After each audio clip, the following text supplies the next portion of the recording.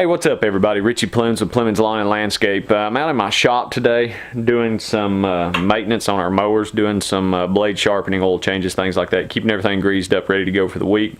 And I wanted to take a second and talk to you about the benefits of keeping sharp mower blades and what kind of benefits it has not only on your equipment but also on your lawn.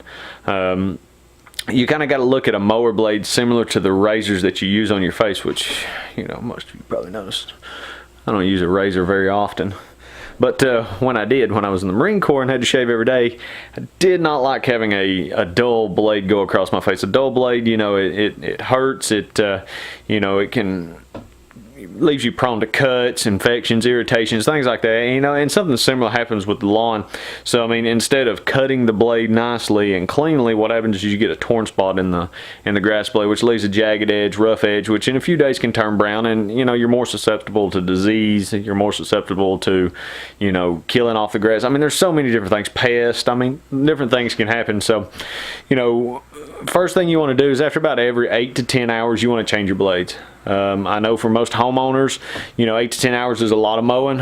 Most of the commercial guys out there like we, you know, we'll put 8-10 hours easily on a mower in a day. So I mean, we're replacing blades every day, maybe every other day, just varying on the route for that day.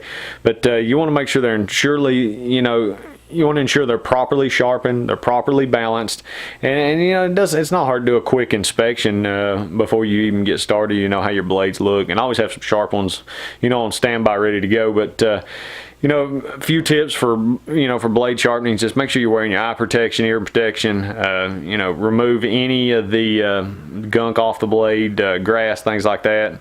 You know, it's real simple. Make sure your blades are balanced. Once you're finished with mowing, or once you're finished with sharpening, excuse me, once you finish sharpening your blades, you want to make sure they're balanced properly. And what that's going to do, it's going to, you know, having an unbalanced mower blade, you know, it's just as important as having a sharp blade, because what's going to happen is you're going to start getting a lot of stress on your engine, and you're going to get a lot of stress on the cutting deck, you know, your spindles and things like that due to vibration from an unbalanced blade. So after you sharpen it, make sure you test the balance on your blades. Just get a balancing tool. They're real easy to use. You sit it on there, one side drops down, remove the excess material from the sides that leans down, and you know, until you get it to where they just sit level.